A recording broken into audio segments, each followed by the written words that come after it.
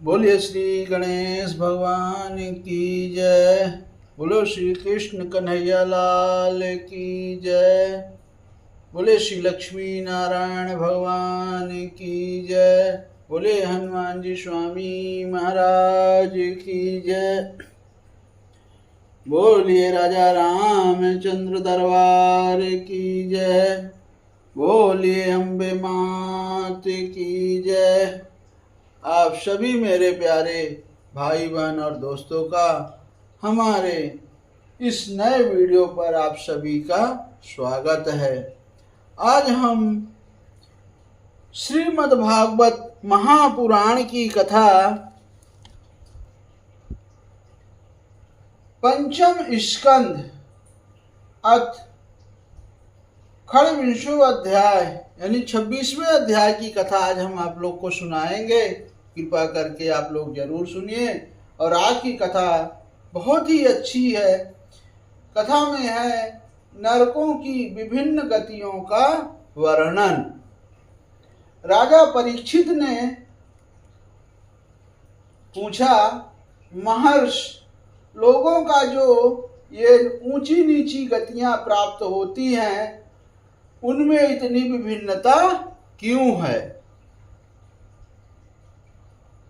तब श्री सुखदेव जी ने कहा, राजन, कर्म करने वाले पुरुष सात्विक, राजस और तामस 3 प्रकार के होते हैं तथा उनकी श्रद्धाओं में भी भेद रहता है। इस प्रकार स्वभाव और श्रद्धा के भेद से उनके कर्मों की गतियां भी भिन्न भिन्न होती हैं और न्यूनाधिक रूप में ये सभी गतियां सभी कर्ताओं को प्राप्त होती हैं। इसी प्रकार निषिद्ध कर्म रूप पाप करने वालों को भी उनकी श्रद्धा की असमानता के कारण समान फल नहीं मिलता। अतः अनाद अविद्या के वशीभूत होकर कामना पूर्वक किए हुए उन निषिद्ध कर्मों के परिणाम में जो हजारों तरह की नारकी गतियां होती हैं उनका विस्तार से वर्णन करेंगे।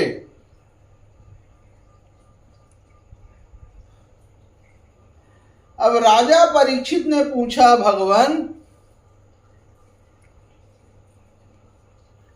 आप जिनका वर्णन करना चाहते हैं वे नरक इस पृथ्वी के कोई देश विदेश हैं अथवा त्रिलोकी से बाहर या इसी के भीतर किसी जगह पर हैं? अब श्री सुखदेव जी ने कहा, राजन, वे त्रिलोकी के भीतर ही हैं तथा दक्षिण की ओर पृथ्वी से नीचे जल के ऊपर स्थित हैं। इसी दिशा में अग्निश्वात आदि पितृगण रहते हैं। वे अत्यंत एकाग्रता पूर्वक अपने वंशधरों के लिए मंगल कामना किया करते हैं। इस नरक लोक में सूर्य के पुत्र पितृराज भगवान यम अपने सेवकों के सहित रहते हैं तथा भगवान की आज्ञा का उल्लंघन न करते हुए अपने दूतों द्वारा वहां लाए हुए मृत प्राणियों को उनके दुष्कर्मों के अनुसार पाप का फल दंड देते हैं। बहुत सुंदर कथा है। देखिए, सुनिएगा कि नरक के विभिन्न विभिन्न क्या क्या गतियां हैं आपको इस कथा में मिलेगी। अब आगे की कथा है, परीक्षित, कोई कोई लोग नरकों की संख्या 21 बताते हैं। अब हम नाम, रूप और लक्षणों के अनुसार उनका क्रमशः वर्णन करते हैं। उनके नाम ये हैं, तामिश्र, अंधतामिश्र, रौरव, महारौरव, कुंभीपाक, कालसूत, अशिपत्रवन, शुकरमुख, अंधकूप, कृमिभोजन, संदंसम,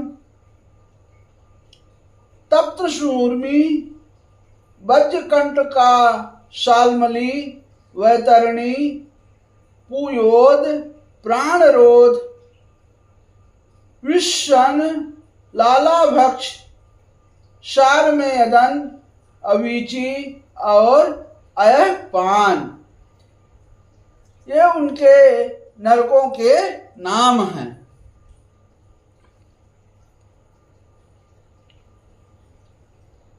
ये 7 और मिलाकर कुल 28 नरक तरह तरह की यातनाओं को भोगने के स्थान हैं। जो पुरुष दूसरे के धन, संतान अथवा स्त्रियों का हरण करता है, उसे अत्यंत भयानक यमदूत कालपाश में बांधकर बलात्मिश्र नरक में गिरा देते हैं। उसे अंधकारमय नरक में उसे अन्न जल ना देना, डंडे लगाना, भय दिखलाना आज अनेकों प्रकार के उपायों से पीड़ित किया जाता है। पूरी कथा सुनना भाइयों, और अगर हमारे वीडियो में नए आए हो पहली बार तो चैनल को जरूर सब्सक्राइब करें और पूरा वीडियो देखें। साथ में आई बेल का बटन जरूर दबाएं, जिससे हम आगे के वीडियो आपको सबसे पहले पहुँचे और श्रीमद् भागवत महापुराण का संपूर्ण आनंद लें। अब आगे की कथा है। इससे अत्यंत दुखी होकर वह एकाएक मूर्छित हो जाता है। इसी प्रकार जो पुरुष किसी दूसरे को धोखा देकर उसकी स्त्री आदि को भोगता है, वह अंधता मिश्र नरक में पड़ता है। वहां की यातनाओं में पड़कर वह जड़ से कटे हुए वृक्ष के समान वेदना के मारे सारी शुद्ध बुद्ध खो बैठता है और उसे कुछ भी नहीं सूझ पड़ता। इसी से इस नरक को अंधता मिश्र कहते हैं। अब जो पुरुष इस लोक में यह शरीर ही मैं हूं और ये स्त्री धन आदि मेरे हैं, ऐसी बुद्धि से दूसरे प्राणियों से द्रोह करके निरंतर अपने कुटुंब के ही पालन पोषण में लगा रहता है, वह अपना शरीर छोड़ने पर अपने पाप के कारण स्वयं ही रौरव नरक में गिरता है।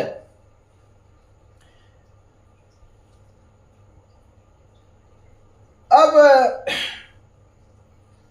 इस लोक में उसने जिन जीवों को जिस प्रकार कष्ट पहुंचाया होता है, परलोक में यम यातना का समय आने पर वे जीव रुरु होकर उसे उसी प्रकार कष्ट पहुंचाते हैं। इसलिए इस नरक का नाम रौरव है। अब रुरु यानी सर्व से भी अधिक क्रूर स्वभाव वाले एक जीव का नाम है। जो रुरु है वो बहुत क्रूर वाला स्वभाव का एक जीव है। उसी के नाम पे रौरव नरक का पड़ा हुआ है। ऐसा ही महारौरव नरक है।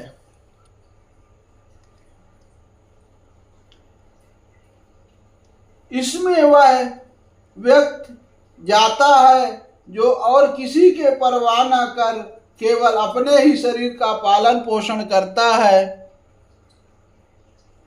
वह कच्चा मांस खाने वाले रुरु इसे मांस के लोभ से काटते हैं। जो क्रूर मनुष्य इस लोक में अपना पेट पालने के लिए जीवित पशु या पक्षियों को रौंदता है, उस हृदयहीन राक्षसों से भी गए बीते पुरुष को यमदूत कुंभीपाक नरक में ले जाकर खौलते हुए तेल में रांधते हैं। जय हो। अब जो मनुष्य इस लोक में माता पिता ब्राह्मण और वेद से विरोध करता है, उसे यमदूत कालसूत्र नरक में ले जाते हैं। इससे घेरा 10,000 योजन है। इसकी भूमि तांबे की है। इसमें जो तपा हुआ मैदान है वह ऊपर से सूर्य और नीचे से अग्नि के दाह से जलता रहता है। वह वहां पहुंचाया हुआ पापी जीव भूख प्यास से व्याकुल हो जाता है और उसका शरीर बाहर भीतर से जलने लगता है।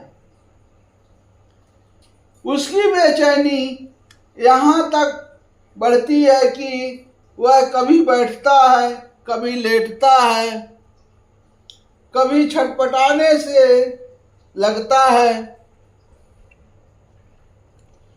कभी खड़ा होता है, कभी इधर उधर दौड़ने लगता है। इस प्रकार उस नर पशु के शरीर में जितने रोम होते हैं उतने ही 1000 वर्ष तक उसकी यह दुर्गति होती रहती है। अब जो पुरुष किसी प्रकार की आपत्ति न आने पर भी अपने वैदिक मार्ग को छोड़कर अन्य पाखंडपूर्ण धर्मों का आश्रय लेता है, उसे यमदूत असिपत्रवन नरक में ले जाकर कोड़ों से पीटते हैं।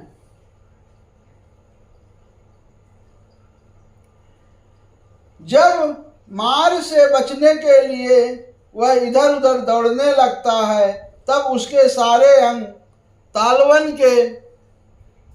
तलवार के समान पहने पत्तों से, जिनमें दोनों ओर धारें होती हैं, टूक टूक होने लगते हैं। तब वह अत्यंत वेदना से हाय मैं मरा इस प्रकार चिल्लाता हुआ पद पद पर मूर्छित होकर गिरने लगता है। अब अपने धर्म को छोड़कर पाखंड मार्ग में चलने से उसे इस प्रकार अपने कुकर्म का फल भोगना पड़ता है। इस लोकों में जो पुरुष राजा या राज कर्मचारी होकर किसी निरपराध मनुष्य को दंड देता है अथवा ब्राह्मण को शरीर दंड देता है, वह महापापी मरकर शुकर मुख नरक में गिरता है। वहां जब महाबली यमदूत उसके अंगों को कुचलते हैं, तब वह कोल्हू में पेरे जाते हुए गन्नों के समान पीड़ित होकर जिस प्रकार इस लोक में उसके द्वारा सताए हुए निरपराध प्राणी रोते चिल्लाते थे, उसी प्रकार कभी आर्त स्वर से चिल्लाता और कभी मूर्छित हो जाता है। जो पुरुष इस प्रकार लोक में खटमल आदि जीवों की हिंसा करता है, वह उनसे द्रोह करने के कारण अंधकूप नरक में गिरता है। क्योंकि स्वयं भगवान ने ही रक्तपान आदि उनकी वृत्ति बना दी है और उन्हें उसके कारण दूसरों को कष्ट पहुंचाने का ज्ञान भी नहीं है, किंतु मनुष्य की वृत्ति भगवान ने विधि निषेध पूर्वक बनाई है और उसे दूसरों के कष्ट का ज्ञान भी है। वहां वे पशु, मृग, पक्षी, सांप आदि रेंगने वाले जंतु, मच्छर, जूं, खटमल और मक्खी आदि जीव जिनसे उनसे द्रोह किया था, उसे सब ओर से काटते हैं। इससे उसकी निद्रा और शांति भंग हो जाती है और स्थान ना मिलने पर भी वह बेचैनी के कारण उसे घोर अंधकार में इस प्रकार भटकता रहता है, जैसे रोगग्रस्त शरीर में जीव छटपटाया करता है। जो मनुष्य इस लोक में बिना पंच महायज्ञ किए तथा जो कुछ मिले उसे बिना किसी दूसरे को दिए स्वयं ही खा लेता है, उसे कौवे के समान कहा गया है। वह परलोक में कृमि भोजन नामक निकृष्ट नरक में गिरता है। वहां 1,00,000 योजन लंबा चौड़ा एक कीड़ों का कुंड है, उसी में उसे भी कीड़ा बनकर रहना पड़ता है। और जब तक अपने पापों का प्रायश्चित ना करने वाले उस पापी के बिना दिए और बिना हवन किए खाने के दोष का अच्छी तरह शोधन नहीं हो जाता, तब तक वह उसी में पड़ा पड़ा कष्ट भोगता रहता है। वह कीड़े उसे नोचते हैं और वह कीड़ों को खाता है। देखिए क्या क्या दुर्गति होती है मनुष्य की। इसीलिए भगवत चर्चा में रहें, हमेशा दूसरों का भला करें। और अब आगे की कथा है। राजन, इस लोक में जो व्यक्ति चोरी या बरजोरी से ब्राह्मण के अथवा आपत्ति का समय ना होने पर भी किसी दूसरे पुरुष के स्वर्ण और रत्नादि का हरण करता है, उसे मरने पर यमदूत संदंस नामक नरक में ले जाकर तपाए हुए लोहे के गोलों से दागते हैं और सणसी से उसकी खाल नोचते हैं। इस लोक में यदि कोई पुरुष अगम्या स्त्री के साथ संभोग करता है अथवा कोई स्त्री अगम्या पुरुष से व्यभिचार करती है, तो यमदूत उसे तप्त सूर्मी नामक नरक में ले जाकर कोड़ों से पीटते हैं तथा पुरुष को तपाए हुए लोहे की स्त्री मूर्ति से और स्त्री को तपाई हुई पुरुष प्रतिमा से आलिंगन कराते हैं। जो पुरुष इस लोक में पशु आदि सभी से साथ व्यभिचार करता है, उसे मृत्यु के बाद यमदूत वज्रकंठ सालमली नरक में गिराते हैं और वज्र के समान कठोर कांटों वाले सेमर के वृक्ष पर चढ़ाकर फिर नीचे की ओर खींचते रहते हैं। अब जो राजा या राजपुरुष इस लोक में श्रेष्ठ कुल में जन्म पाकर भी धर्म की मर्यादा का उच्छेद करते हैं, वे उस मर्यादा अतिक्रमण के कारण मरने पर वैतरणी नदी में पटके जाते हैं। यह नदी नरकों की खाई के समान है। इसमें उसमें मल मूत्र पीव रक्त केश नख हड्डी चर्बी मांस और मज्जा आदि गंदी चीजें भरी हुई है। वहां गिरने पर उन्हें इधर उधर से जल के जीव नोचते हैं, किंतु उससे उनका शरीर नहीं छूटता। पाप के कारण प्राण उसे वहन किए रहते हैं और वे उस दुर्गति को अपनी करनी का फल समझकर मन ही मन संतप्त होते रहते हैं। जो लोग शौच और आचार के नियमों का परित्याग कर तथा लज्जा को तिलांजलि देकर इस लोक में शूद्राओं के साथ संबंध गांठकर पशुओं के समान आचरण करते हैं, वे भी मरने के बाद पीव विष्ठा मूत्र कफ और मल से भरे हुए पुयोद नामक समुद्र में गिरकर उन अत्यंत घृणित वस्तुओं को ही खाते हैं।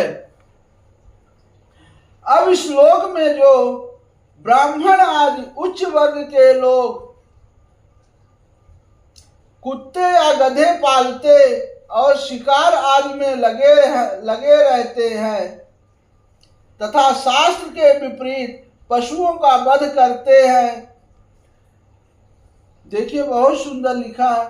इस लोक में जो ब्राह्मण आदि उच्च वर्ण के लोग कुत्ते या गधे पालते और शिकार आदि में लगे रहते हैं तथा शास्त्र के विपरीत पशुओं का वध करते हैं, मरने के पश्चात वो प्राण रोध नरक में डाले जाते हैं और वहां यमदूत उन्हें लक्ष्य बनाकर बाणों से बीधते हैं। जो पाखंडी लोग पाखंड पूर्ण यज्ञों में पशुओं का वध करते हैं, उन्हें परलोक में वैशस यानी विषण नरक में डालकर वहां के अधिकारी बहुत पीड़ा देकर काटते हैं। जो द्विज कामातुर होकर अपनी सवर्णा भार्या को वीरपान कराता है, उस पापी को मरने के बाद यमदूत वीर की नदी यानी लाल भक्ष नामक नरक में डालकर वीर पिलाते हैं। जो कोई चोर अथवा राजा या राजपुरुष इस लोक में किसी के घर में आग लगा देते हैं, किसी को विष दे देते हैं अथवा गांव या व्यापारियों की टोलियों को लूट लेते हैं, उन्हें मरने के पश्चात शारमेयादन नामक नरक में वज्र की सी दाढ़ों वाले 720 यमदूत कुत्ते बनकर बड़े वेग से काटते हैं। इस लोक में जो पुरुष किसी की गवाही देने में, व्यापार में अथवा दान के समय किसी भी तरह झूठ बोलता है, वह मरने पर आधार शून्य अविष्मान नरक में पड़ता है। वहां उसे 100 योजन ऊंचे पहाड़ के शिखर से नीचे को सिर करके गिराया जाता है। उस नरक की पत्थर की भूमि जल के समान जान पड़ती है, इसीलिए इसका नाम अविष्मान है। वहां गिराए जाने से उसके शरीर के टुकड़े टुकड़े हो जाने पर भी प्राण नहीं निकलते, इसलिए इसे बार बार ऊपर ले जाकर पटका जाता है। जो ब्राह्मण या ब्राह्मणी अथवा व्रत में स्थित और कोई भी प्रमादवश मदपान करता है तथा जो क्षत्रिय या वैश्य सोमपान करता है, उसे यमदूत अयपान नाम के नरक में ले जाते हैं और उनकी छाती पर बैठ पैर रखकर उनके मुंह से आग से गलाया हुआ लोहा डालते हैं। जो पुरुष इस लोक में निम्न श्रेणी का होकर भी अपने को बड़ा मानने के कारण जन्म, तप, विद्या, आचार, वर्ण या आश्रम में अपने से बड़ों का विशेष सत्कार नहीं करता, वह जीता हुआ भी मरे के ही समान है। उसे मरने पर क्षार करदम नाम के नरक में नीचों को सिर करके गिराया जाता है और वहां उसे अनंत पीड़ाएं भोगनी पड़ती है। अब जो पुरुष इस लोक में नर मेधादि के द्वारा भैरव, यक्ष, राक्षस आदि का यजन करते हैं, जो स्त्रियां पशुओं के समान पुरुषों को खा जाती हैं, उन्हें वे पशुओं की तरह मारे हुए पुरुष यमलोक में राक्षस होकर तरह तरह की यातनाएं देते हैं और रक्षोगण भोजन नामक नरक के कसाईयों के समान कुल्हाड़ी से काट काट कर उसका लोहू पीते हैं। तथा जिस प्रकार वे मांस भोजी पुरुष इस लोक में उनका मांस भक्षण करके आनंदित होते हैं, उसी प्रकार वे भी उनका रक्तपान करते और आनंदित होकर नाचते गाते हैं। इस लोक में जो लोग वन या गांव में निरपराध जीवों को, जो सभी अपने प्राणों को रखना चाहते हैं, तरह तरह के उपायों से फुसलाकर अपने पास बुला लेते हैं और फिर उन्हें कांटों से भेद कर या रस्सी से बांधकर खिलवाड़ करते हुए तरह तरह की पीड़ाएं देते हैं। उन्हें भी मरने के पश्चात यम यातनाओं के समय शूल पोत्र नामक नरक से शूलों से भेदा जाता है। उस समय जब उन्हें भूख प्यास लगती है और कंक बटेर आदि तीखी चोंचों वाले नरक के भयानक पक्षी नोचने लगते हैं, तब अपने किए हुए सारे पाप याद आ जाते हैं।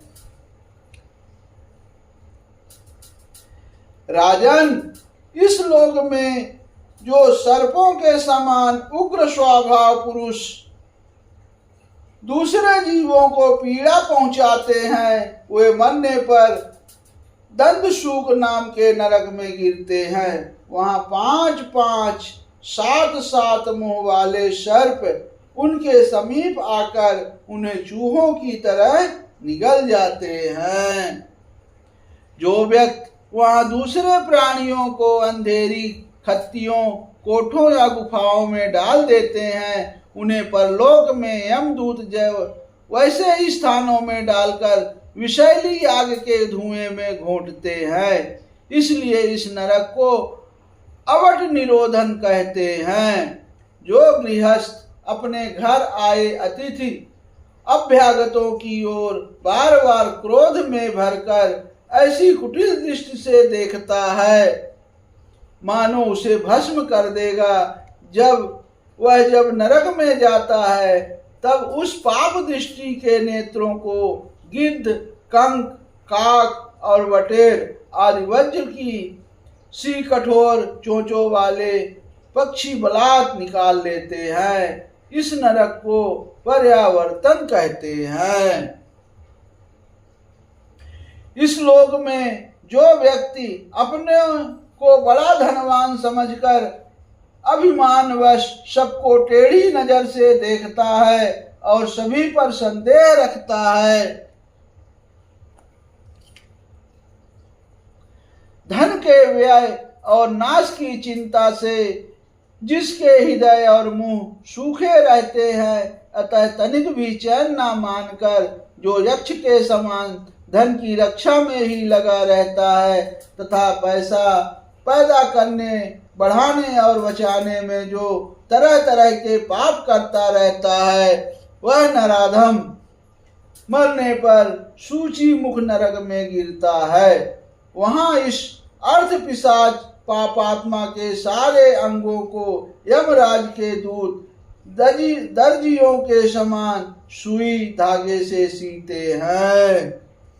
अब राजन, यमलोक में इसी प्रकार के सैकड़ों हजारों नरक हैं जिनका यहाँ उल्लेख हुआ है और जिनके विषय में कुछ नहीं कहा गया, वह सभी में सब अधर्म परायण जीव और कर्मों के अनुसार बारी बारी से जाते हैं। इसी प्रकार धर्मात्मा पुरुष स्वर्ग आदि में जाते हैं। इस प्रकार नरक और स्वर्ग के भोग से जब इनके अधिकांश पाप और पुण्य क्षीण हो जाते हैं, तब बाकी बचे हुए पुण्य पाप रूप कर्मों को लेकर ये फिर इसी लोक में जन्म लेने के लिए लौट आते हैं। इन धर्म और अधर्म दोनों से विलक्षण जो निर्वृत्ति मार्ग है, उसका तो पहले द्वितीय स्कंध में ही वर्णन हो चुका है। पुराणों में जिसका 14 भुवन के रूप में वर्णन किया गया है, वह ब्रह्मांड कोश इतना ही है। यह साक्षात परम पुरुष श्री नारायण का अपनी माया के गुणों से युक्त अत्यंत स्थूल स्वरूप है।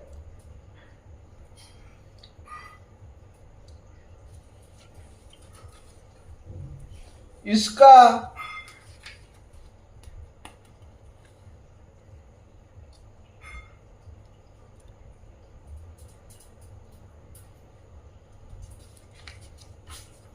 वर्णन मैंने तुम्हें सुना दिया। परमात्मा भगवान का उपनिषदों में वर्णित निर्गुण स्वरूप यद्यपि मन बुद्धि की पहुंच के बाहर है, तो भी जो पुरुष इस स्थूल रूप का वर्णन आदर पूर्वक पढ़ता, सुनता या सुनाता है, उसकी बुद्धि श्रद्धा और भक्ति के कारण शुद्ध हो जाती है और वह उस सूक्ष्म रूप का भी अनुभव कर सकता है। यति को चाहिए कि भगवान के स्थूल और सूक्ष्म दोनों प्रकार के रूपों का श्रवण करके पहले स्थूल रूप में चित्त को स्थित करे, फिर धीरे धीरे वहां से हटाकर उसे सूक्ष्म में लगा दे। परीक्षित, मैंने तुमसे पृथ्वी, उसके अंतर्गत द्वीप, वर्ष, नदी, पर्वत, आकाश, समुद्र, पाताल, दिशा, नरक, ज्योतिर्गण और लोकों की स्थिति का वर्णन किया। वही भगवान का अति अद्भुत स्थूल रूप है जो समस्त जीव समुदाय का आश्रय है। इति श्रीमद्भागवते महापुराणे वैंशिकां दशसहस्राणां पारमहंस्यां संहितायां पंचम स्कंधे नरकानुवर्णनं नाम खंड 20वां अध्यायः समाप्तः। बोलो श्री कृष्ण कन्हैया लाल की जय।